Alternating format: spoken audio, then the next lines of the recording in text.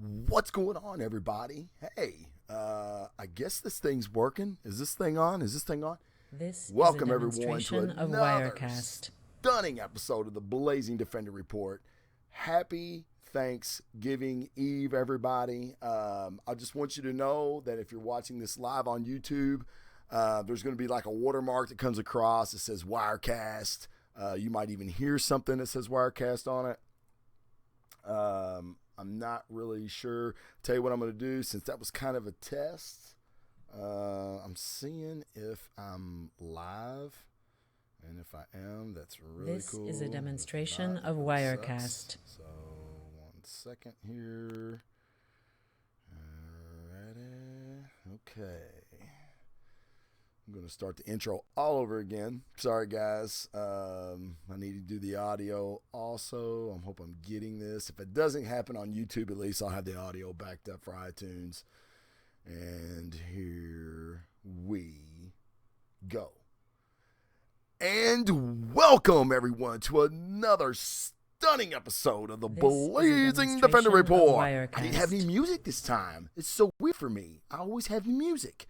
Sorry, Mike. We're going to have to figure out how to do this on Wirecast. And there it is. You just seen it, the Wirecast watermark that comes across. It's because I am using Wirecast in demo mode because I'm poor and I don't have $500 for Wirecast. But it's really, really cool. As you can see, I've done some stuff with the background and the graphics. See, you thought I just stuck that in the shot, didn't you? No, it's actually on the frame with the layers and all that crap. It's really cool program, but again, very expensive. And I'm trying it out just to see if it's something worth a purchase down the road. Again, welcome everyone and happy Thanksgiving Eve. If you're watching this and you've got a lot to be thankful for, the world's crazy right now, and we need times like this, and I really do appreciate it. It means a lot to me that you're taking time out of your day, out of your week, out of your lunch break, whatever, family time maybe, who knows, maybe you're sneaking away for Thanksgiving to get the BDR in, but it means a lot to me that you take time out of your day to watch me and to hear what I've got to say about stuff. And my goal is to keep you abreast of what's going on in the world of comic books and with comic books themselves, just to let you know what's worth buying and what's not worth buying. All right. With that, I want to get started with some show notes, some house cleaning. All right. For one thing, you know that I've had Big Sam on the show in the past. Love having Big Sam on. I know you guys love him too. Well, you're stuck with my ass tonight. Because Big Sam is sick, like really, really, really sick. So sick, and I didn't want him nowhere in my zip code. So, Big Sam, if you're watching this, hope you get feeling better, buddy.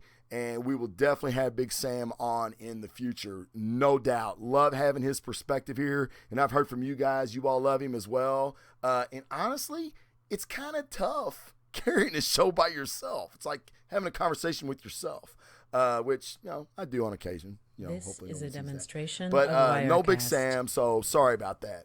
But I want to tell you on this Thanksgiving special what I am thankful for really fast because it's got to be mentioned or I would feel horrible. I'm thankful for my listeners, and I have some of the best listeners around. They send me stuff all the time, and I'm going to show you my newest present, I should say, from a great listener of the show. Check that out. This is a demonstration Art of Effects Wirecast. Psylocke. And I said his name. I said her name right this time. Okay, look at that. How cool is that? And then check this out. I didn't know the Art Effects statues did this. They're magnetized. So there's a magnet there, and then you put it back in. Put it back in her arm. How cool is that? Right? That arm doesn't change. But I've got another arm. It's got another katana blade on it. But she looks amazing. Steve, thank you very much. It sits right in the middle. So this is a demonstration of Wirecast. So you can hear me.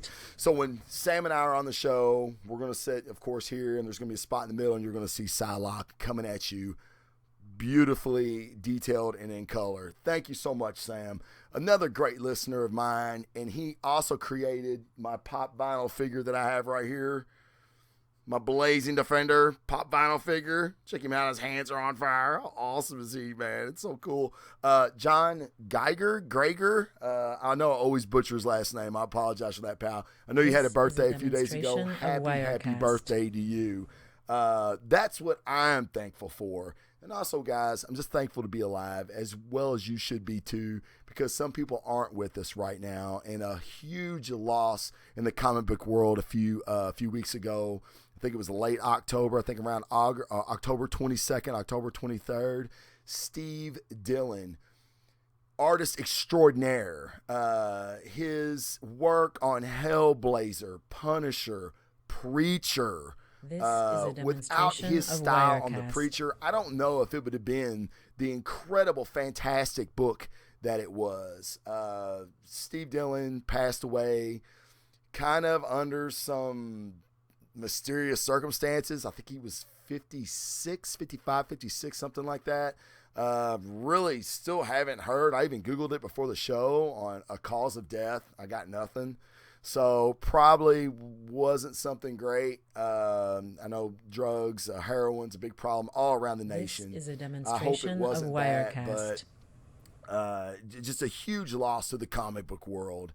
So Steve Dillon, we're going to miss your work, man. But on a brighter note, Doctor Strange opened a few days ago, actually last week, and it was freaking fantastic. I loved it. I didn't know how they were going to do Strange. I thought that there was going to be some, I knew it was going to be an origin story, so I thought there was going to be some kind of lulls. There really wasn't much of a lull, but This is a Big Sam and I are going to get demonstration of way into depth Wirecast. on the Doctor Strange because he and I had some different opinions of things. We're going to talk about the things we liked, some of the things we didn't like, and we're picking for the most part, but some of them were some glaring problems that we had with Doctor Strange. But overall, I loved it. Is it my top 5 Marvel films? No, it's probably not. But still a great origin story. And for people that haven't been exposed a lot to Doctor Strange, be fantastic to go and This is a be demonstration of introduced Wirecast. to a awesome Marvel superhero that is going to probably play a really, really big part in Infinity War coming up. So go out and see Doctor Strange. It's well worth your ticket. Go see it in IMAX 3D. This movie was shot with special IMAX cameras. The IMAX 3D. Do not take mushrooms. Do not eat pop brownies or anything before you go see this movie. Your head will freaking explode. I promise you. It's visually stunning. It's like Inception on This is a freaking demonstration steroids. of Wirecast. So go check it out. Keep an open mind, and you're going to be pleasantly surprised. Cumberbatch was incredible. The guy that plays Mordo, who's in Firefly, his name escapes me. He was a fantastic actor. I really loved him. Really loved the creation of Baron Mordo into what he becomes at the end. No spoilers. But again, Meatheads on Movies will definitely be reviewing this movie as soon as Big Sam's healthy enough and not This is a contagious demonstration to of come into the Wirecast. studio, and we'll get that done for you. 2 really, really important Facebook groups I want to mention because they have been fantastic to me since I started doing this, like back when I was at the Nerdgasm Hour and all that, is Jacked on Facebook.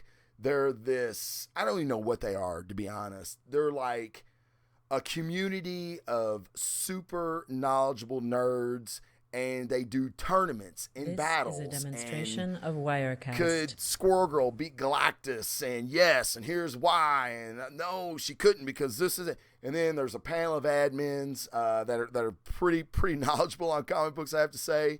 And they go through and determine winners, and it's a point system. It's really, really cool. It's kind of like D&D for like nerd arguments, if I had to explain it as anything. It's a super fantastic group. If that sounds like something you're interested in, I troll it all the time. I don't get in it because these guys would chew me up and spit me out. So I just get on there and be like, oh, ooh, yeah, This oh man, is that's a a good point. Oh my demonstration of God, nice. Wirecast. Holy crap, I didn't know he could do that.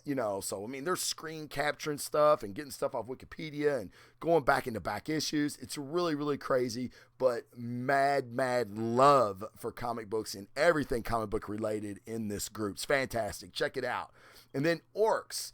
If there's any cosplayers out there or want to be cosplayers, or maybe just people that dig it like me, I think it's freaking awesome. Orcs.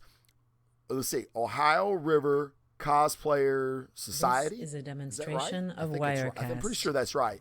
They're on Facebook as well. Check them out. Man, they do some of the most creative, coolest stuff, and they're always going to events. And let me tell you something. I'm not talking 6 or 7 people rolling. I'm talking like 40, 50 people rolling deep. I think he's only been going a year, and he already has like 300-400 members or something. It's crazy. So Ryan Gastinger, good friend of mine, my cousin actually. So nerd shit This runs is a deep in my demonstration genes. of Wirecast. It just goes everywhere. But he's really got something going on with Orcs. It's a fantastic group, and they really, really promote positivity. No negative stuff, no negative shit in his group. So that's something that I truly admire about that group. Fantastic group. Check it out. All right. Last thing, and I'm done. Now, I have to do this, guys, because I am trying to buy programs like Wirecast. We have a sponsor. We're very happy to have Loot Crate as a sponsor. All right. You don't know what Loot Crate is? Well, let me tell you what Loot Crate is. I have it right here.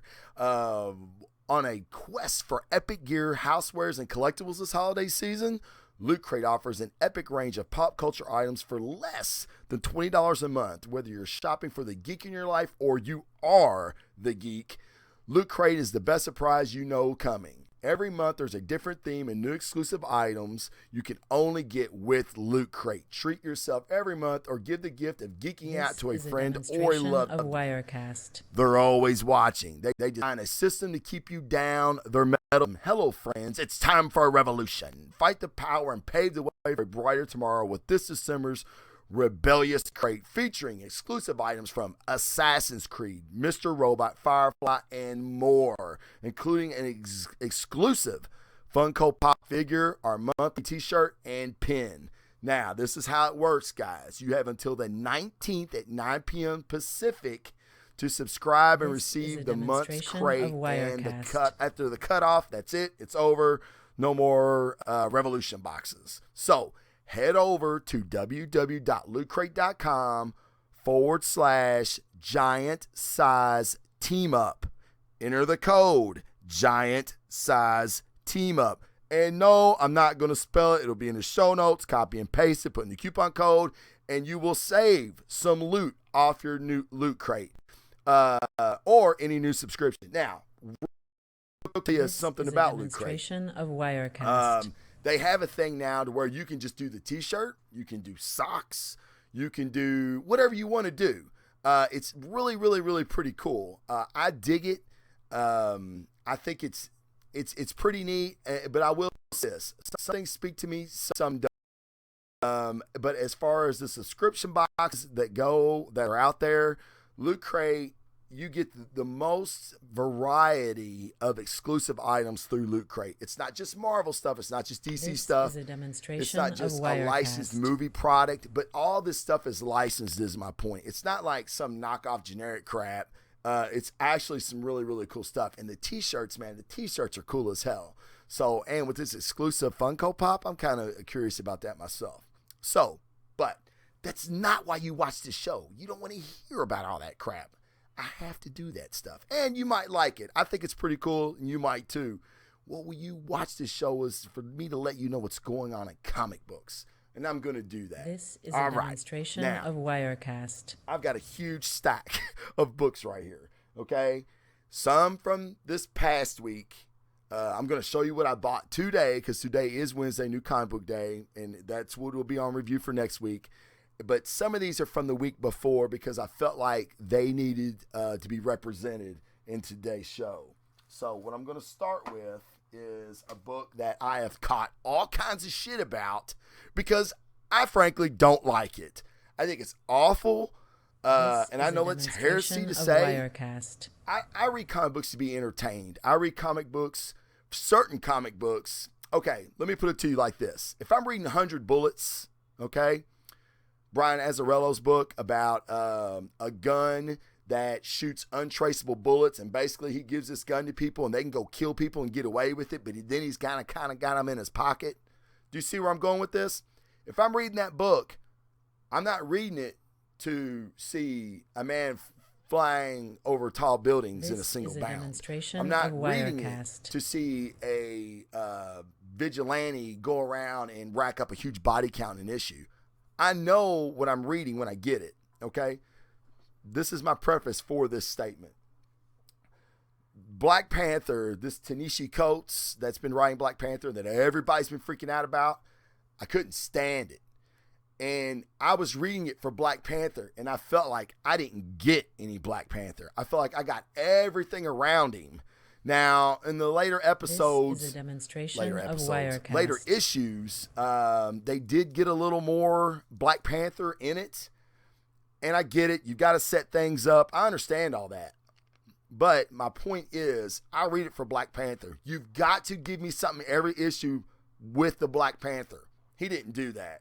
But I did buy #1 Black Panther World of Wakanda, which I think's hilarious because I told Big Sam before the book should have been called This is a demonstration of Wakanda. Wirecast. Like, that should have been the title of the Black Panther book, Wakanda. Now, when I read this, I was expecting something different. It's not any different. It's still the same cast of people. You get into a little bit of the history about how the two, I'm going to butcher this name, but this is what I do on the show. The Dora Milaje, they're like This is a demonstration the of enforcers, the Wirecast. bodyguards of Black Panther. In the first run of the Black Panther series, there's two that kind of start a revolution with the other ones. They were in love, but that's forbidden, blah, blah, blah. Now you get a little backstory of them. So basically, this is all the stuff that they should have gave you in the Black Panther series. Okay, I know people love it, and that's fine. I don't. That's why I have this show, is to tell people, hey, if you don't like that, that's okay, because I don't either. But if you do like it, that's great This is a too. demonstration I like of the Black Wirecast. Panther. Christopher Priest's run back in the 90s, it gave me Wakanda, but it gave me Black Panther. And it showed me the end of a character that not a lot of people know about. Now, I know he's popular as shit right now because of Civil War. He's a cool fucking character, man. I wanted more Black Panther, not more of Wakanda. So I thought it was really funny when they started World of Wakanda. I didn't like it, but I probably will buy the next two This is a issues demonstration just of to see Wirecast. if it goes anywhere. Maybe it catches me. Maybe there's some kind of plot twist. And that's another thing. The first arc really didn't have a plot twist. There was an inside element that was causing an upheaval in the Wakandan society. Black Panther was probably at his lowest popularity rating. He was becoming the Donald Trump of Wakanda, and this certain group was making it worse. No mystery, no nothing. This is a I don't know. demonstration Was not of good. Wirecast. But enough of that. We're not going to talk anymore about, to me, a shit comic book that is $4.99. I just now seen that. No, that pisses me off. No, that's horrible. $4.99 for that book. No, I'm going to talk about some $2.99 books that I would go to war with before. I'd wipe my ass with this before I gave them $5.99 again, $4.99 again. Okay, enough of that. You know how I feel about it, right? All right. The next book, The Uncanny is a X-Men. You demonstration can see of that. Wirecast. You got Domino there. That's the variant cover. How cool is that? Is that not a cool-ass Domino cover? All right. Domino is a mutant that has her mutant ability, they say, is luck, but it's really not. And they get into it here, which I thought was really cool. Now, let me tell you something for non-comic book people about what an annual is, because it's going to say #1 on it. It's not the #1 issue. It's the #1 Uncanny X-Men annual. An annual typically is a story or stories by different writers, different artists, that basically just give you another look at the character. A lot of times it's not plot specific or story specific on what's going on in the actual title. Here lately in the last few years, annuals have started doing that. Like giving you like, okay, there's a storyline, okay? Here's the storyline of the regular book. Now the annual comes out. Now think of it as a flashpoint. A veer off the timeline into another story. It still relates to the main story, and it may even give you a little bit better understanding of what's going on in the main story. They're doing that now, and I think it's fantastic. Some may argue they always did it. They didn't. And if they did, it was such a minute detail, and it didn't add to the main story arc. This one does. It's actually really cool. You got Robert DaCosta, who is, let's see. Yeah, let me see here. Make sure this is a demonstration of Wirecast. Okay. Yeah. This is two stories. Elixir, who's a mutant that Magneto let die a few issues ago, is not dead. His ability was to heal people. They thought he was dead. He's not dead. They find that out. They go rescue him. He's not quite the same as he was. Now, Psylocke, did you catch that? Said it right. Eat shit, motherfuckers. All right. Psylocke, and we're going to get into this issue in a second. Of Wirecast. She has left Magneto and the Uncanny X-Men. She don't like how Magneto's running things. Magneto's got a bunch of machinations going on, a bunch of ulterior motives that he's using people to achieve his agenda. He's not being quite honest with everybody. Psylocke's finally had enough. She's out. That's in the regular issue, okay? In this issue, we've got the core group of Monet, Sabretooth, and Magneto. They're going after Elixir to try to save him. Of Wirecast. Elixir don't want saving, okay? And he's kind of messed up now from being brought back from the dead. Really, really cool issue. The art is fantastic. And what it does is it shows the team dynamic of the X-Men change a little bit. Psylocke leaving changed it. Now, the events that happen in this issue, they're kind of like, what's Magneto really up to? Maybe Psylocke was on to something. Okay?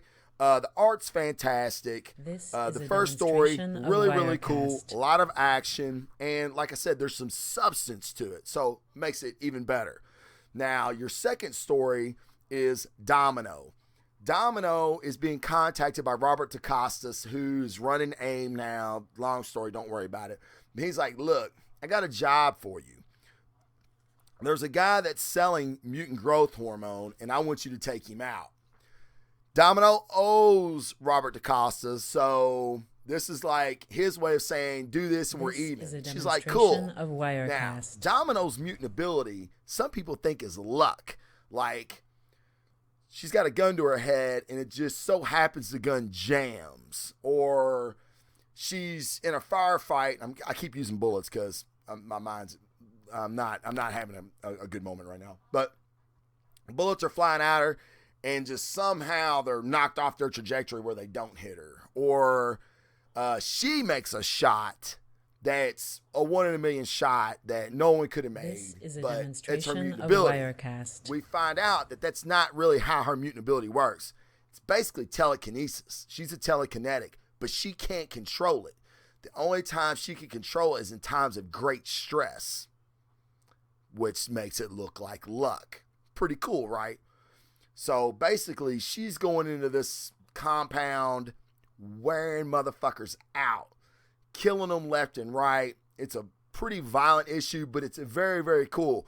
It's kind of, I don't know, John Wickish kind of. Demonstration of Wirecast. You know, she's got guns and everything. She's super sexy, super cool. Well, it turns out that Robert, even though he thought it was his idea, it wasn't. She had planned the whole thing, set it up from the get-go. Like she said, I am lucky, but it's when luck is when opportunity meets preparation, which playing sports, I always heard that. This is a great, great story. Fantastic Domino story that you're at the end of it, you want more of Domino.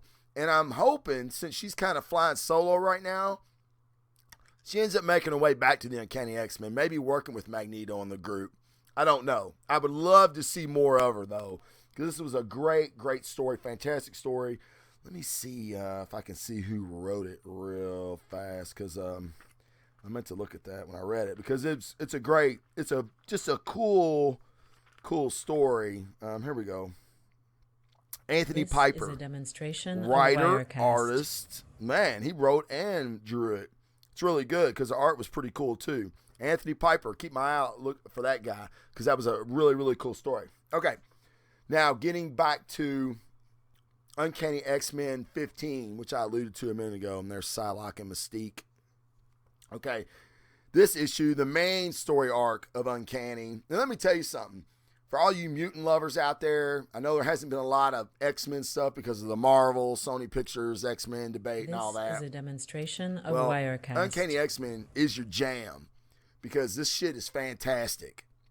I love it. Even though we don't have, let's see, Greg Land is on this, and Jay Leaston, Louisville boy. Shout out to Jay Leaston. He's doing great work on this book. Psylocke is basically gone on her own. She's not working with the X-Men anymore. I went over that. Now, she's found somebody that is creating mutants.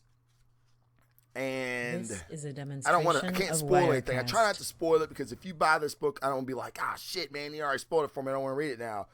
But she runs into Mystique. And what happens between her and Mystique is really cool. They have a great fight.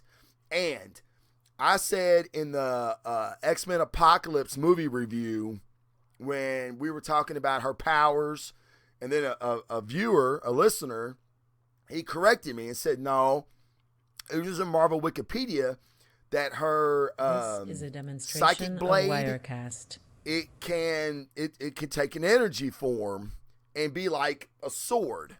And I'm like, well, that's fucking stupid, because she always carries a katana anyway. So if she can manifest a psychic katana, why would she carry one? And I've never seen a comic book with her in it that she manifested a blade and used it to block a punch or anything. She's always, it's the total power of my telekinesis, or whatever the hell they say it is.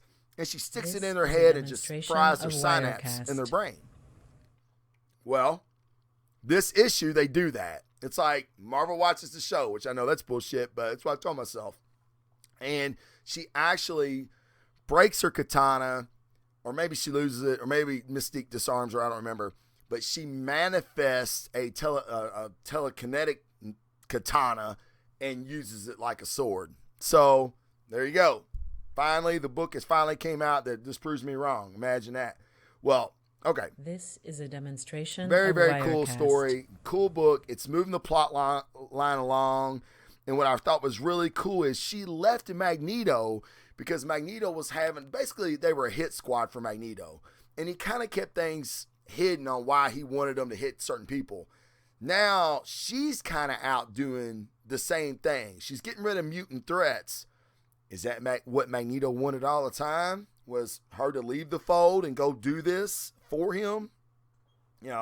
Magneto being a real mastermind. This Uncanny X-Men's a great book. I haven't been this excited about an X-Men book in a long time, but when I see it on the shelves now, I'm like, holy shit, Uncanny X-Men, awesome. The art's fantastic. The story's been great. And it's my mutant fix. It's my X-Men fix. So, okay. Now on to the next book. Reborn. Mark Millar and Greg Capullo. That's the variant cover. It's a pretty fucking dope variant cover. Okay.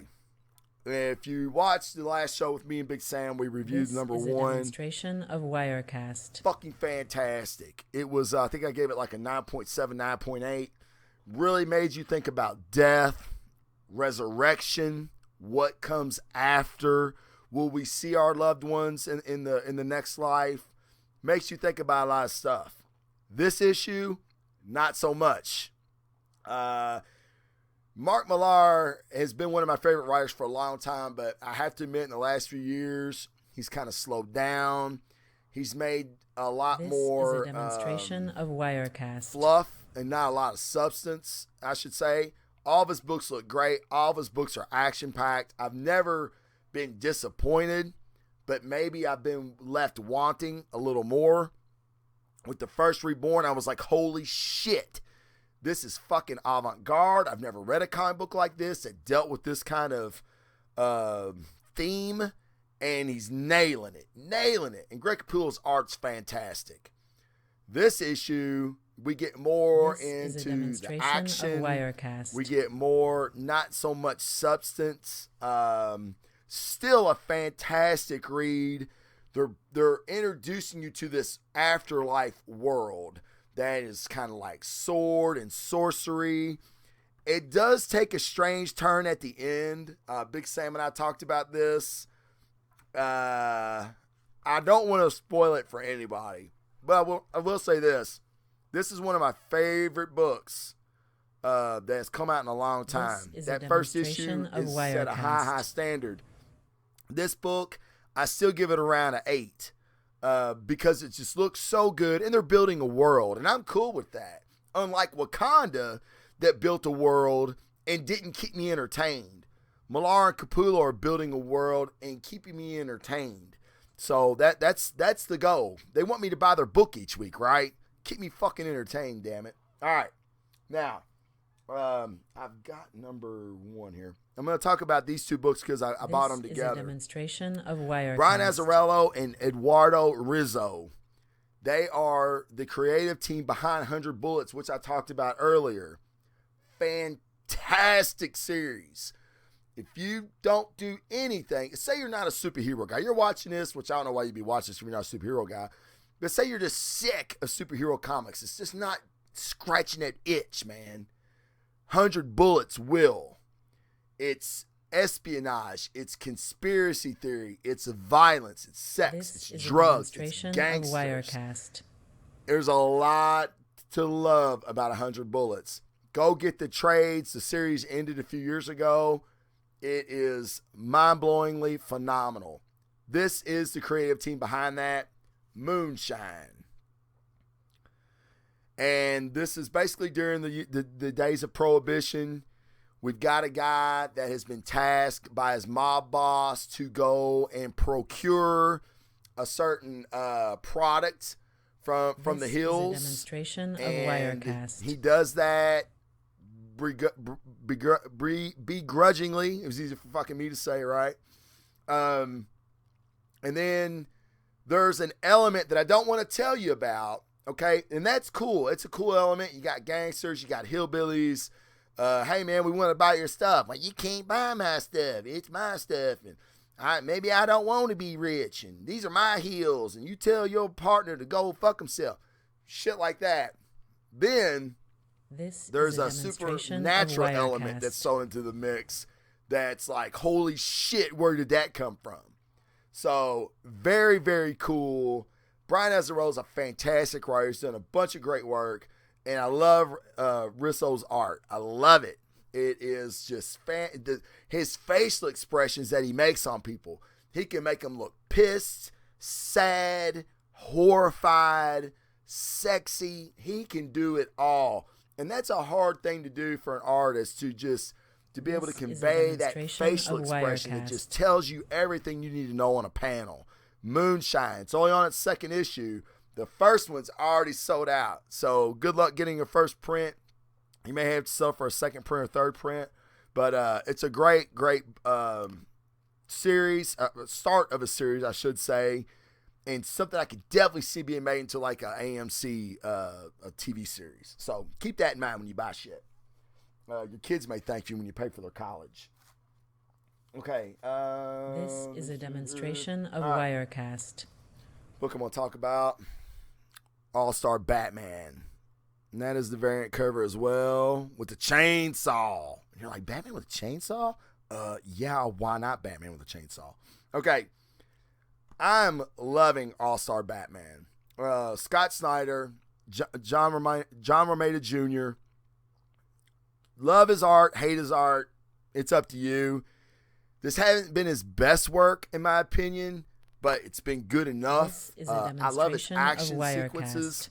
I know some people say, I think Big Sam would say, he makes people look the same, and he does. But I love his action stuff. Very, very cool. But Scott Snyder knows Batman. Now, Greg Capullo, Scott Snyder's run on Batman a few years ago from the New 52. the best Batman team of all time. Best writer, best artist, best stories of all time for Batman. This is All-Star Batman, which if you know the history, I'm going to get deep for a second. All right. My favorite book is The Dark Knight Returns. Okay. He's an older Batman. He's a gruffier Batman. He's a more violent Batman. Okay. The book starts when Batman's in his late 50s. Okay. Some say early 60s. Who knows? He's old as fuck. All right. Still kicking ass, but old. All-Star Batman is that character younger. This is a demonstration of Wirecast. So he's not going to be the same as he is in the other Batman series. All right? Not in the New 52, not in the Rebirth issues of Batman. So, in saying that, just to let you know, this is a more violent Batman, which I love. I love it. Now, the best thing about this book is his gadgets. And I'm going to make a long story short. This is basically a road trip from hell for Duke Johnson, who's the new Robin, and Batman. They're trying to get Harvey Dent somewhere. Harvey Dent has basically offered up $10 million to anybody who takes them out before they get him to where he's going. And it's basically running the gauntlet. And it's a bunch of Batman rogues that have come out. This is issue 4 now, that have come out through the woodwork through the whole series. KG Beast is in it, which is very cool. You got the Penguin that made an appearance this issue. But what's cool is, and this is what my favorite thing about Batman, he's always got a way out. He always outthinks you. Now, how does he do that? His armor, his suit in this series is booby-trapped everywhere. He's had his pointers on his cowl pop out.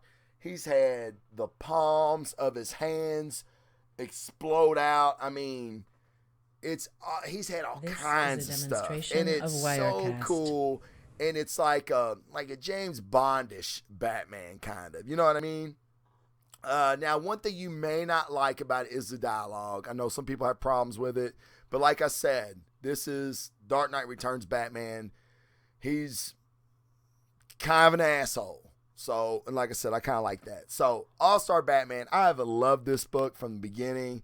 It's been steady because there's so much action, so much cool stuff. I am staying entertained is my point. So, issue 4, man, I would probably give this a 8.3, 8.5. I like it that much. And like I said, there's so many cool things in it that and there's a Duke Johnson origin story.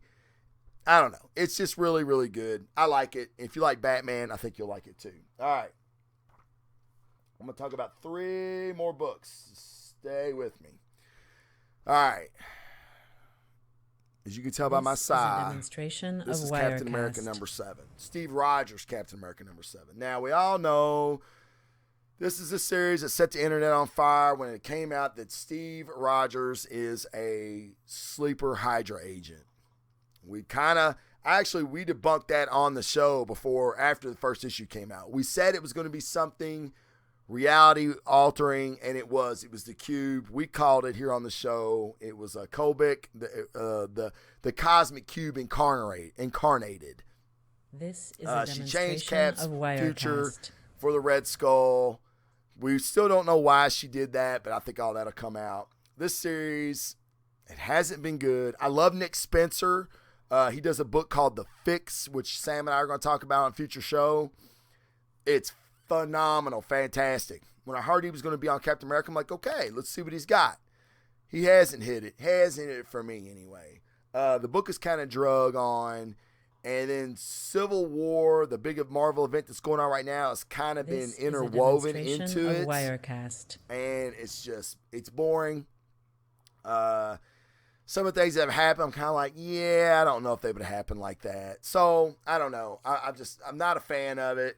I'm going to let the story arc play out because I think I know what's going to happen at the end, which that's never a good thing. I always want to be surprised, but I think I figured it out. So I'm curious to see how they wrap the story arc up, and how they wrap it up will determine if I stay on for the next run or not. But this is a haven't demonstration been of really impressed. Wirecast. If I had to give it a score, 6. And I'm a Cap fan, which, giving that a 6 hurts. All right.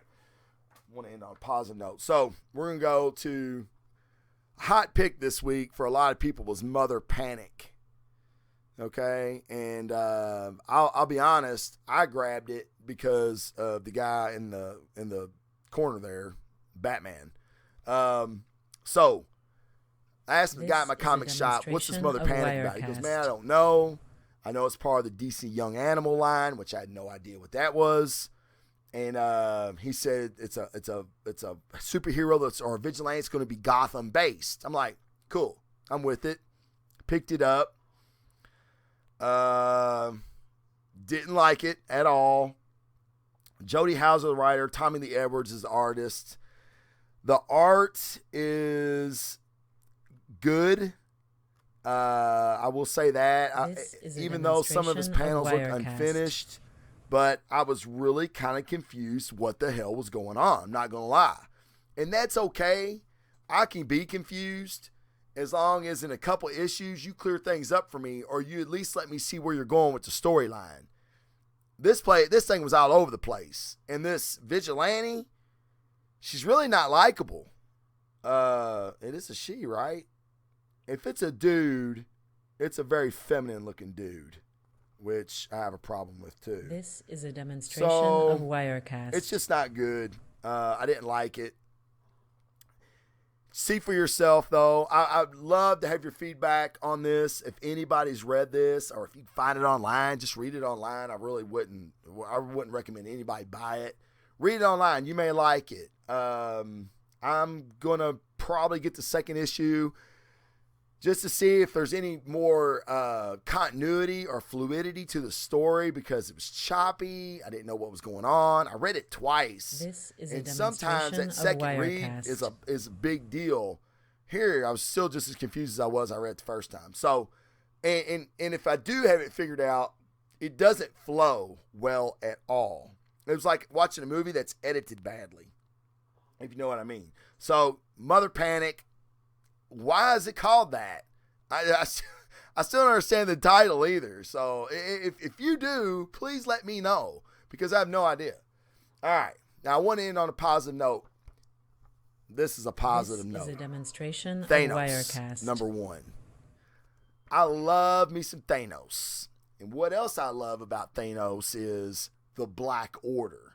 Now, if you've read the Infinity Wars, which I fucking loved Infinity Wars. I love the art. I love the story. Remender and Hickman really nailed it out of the park with Infinity Wars for me. Thanos has a Black Order, a group basically of generals, high-powered bad dudes. This is a Corvus Glaive of is one of them. Thanos has been gone because the Ultimates have captured him. Don't rack your head about it. The Ultimates are a superhuman group based in our Earth. They captured Thanos, so Thanos has been gone. Corvus Glaive basically took over for Thanos, thinking he's not coming back. These are my people. This is my world. These are my. This is a demonstration of Wirecast. My citizens of my realm. I'll treat them as I want.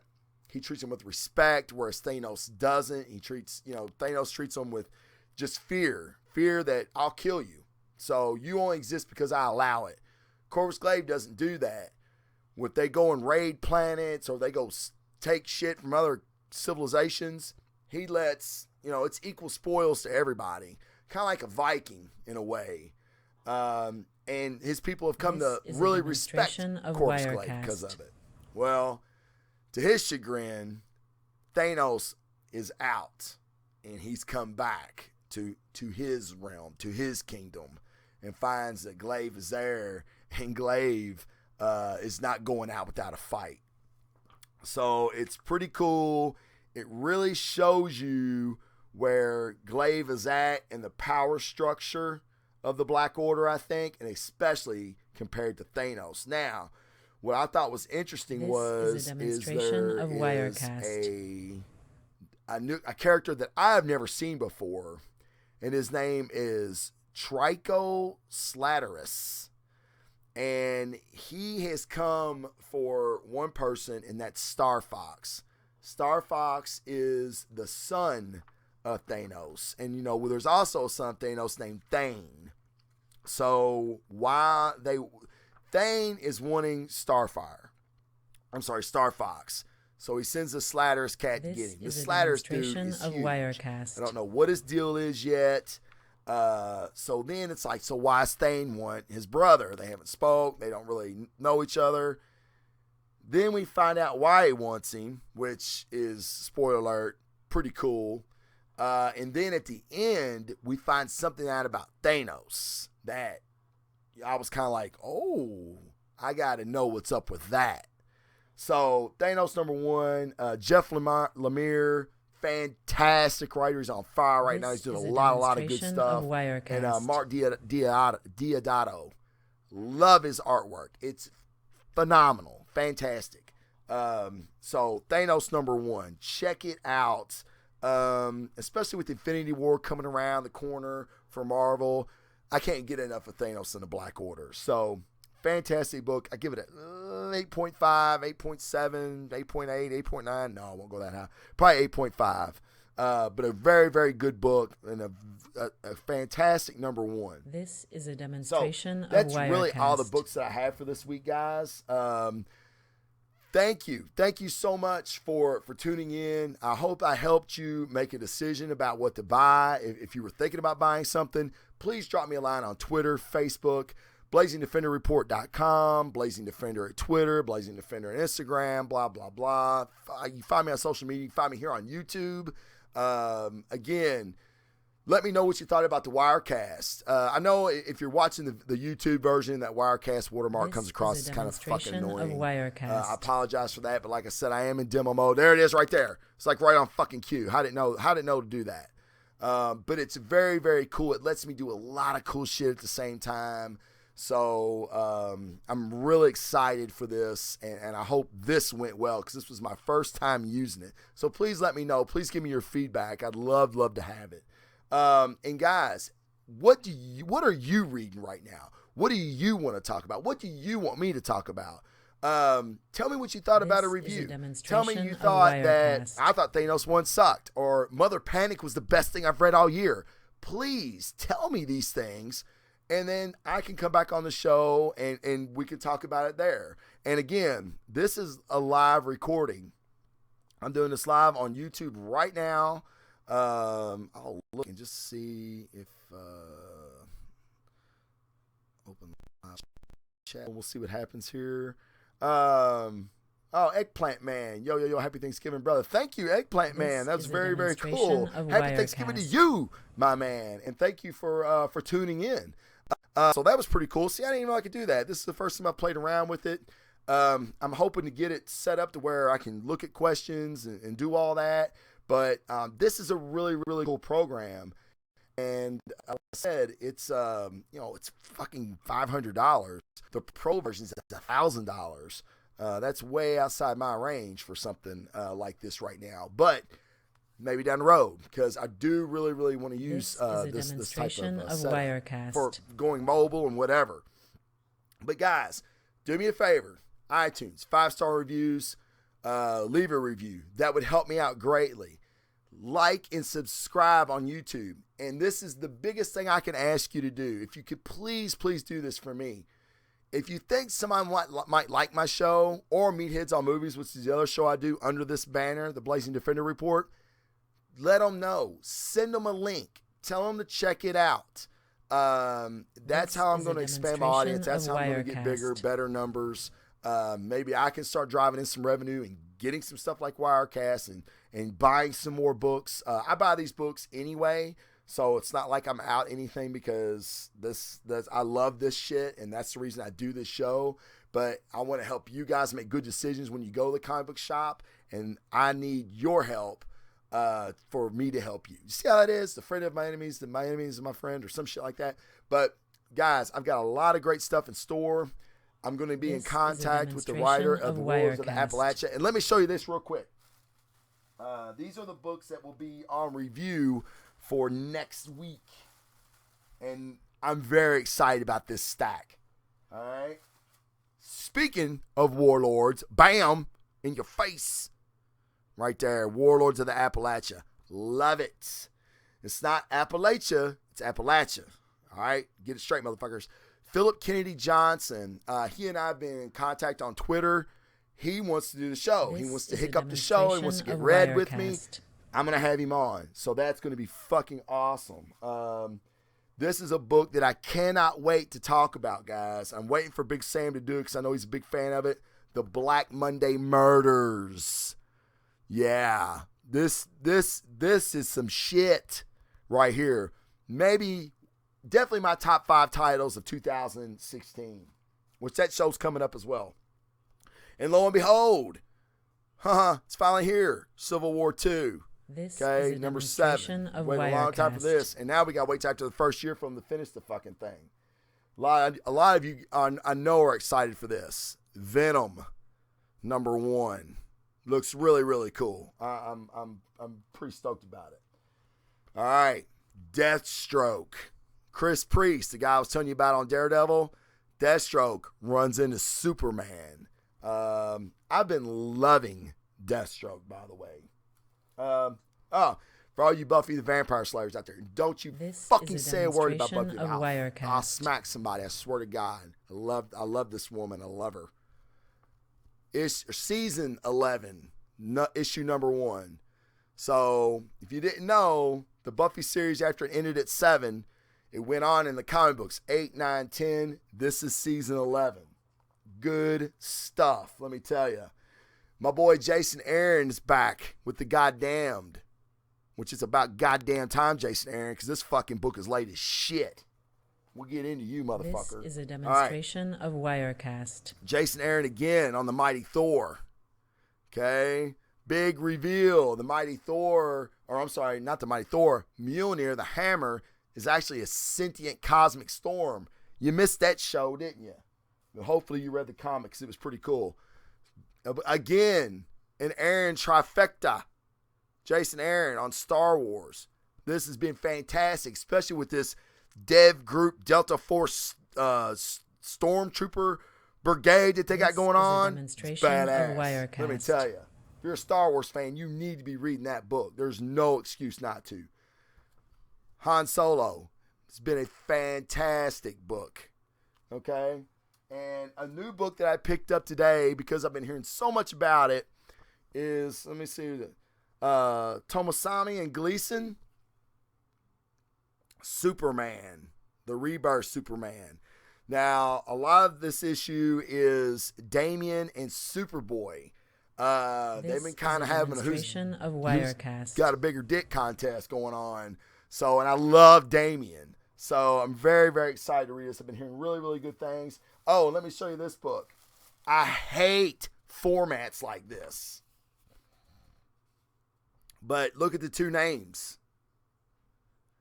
Jeff Lemire and Scott Snyder. Two authors that I've talked about this entire show almost at one point or another. AD After Death, book 1. But look how big this thing is. But honestly, it was $5.99. It's not that big of a deal. Of Wirecast. But I just don't like formats like this. And we'll get into that the next show. But if you think somebody would like to see the next show, please let them know.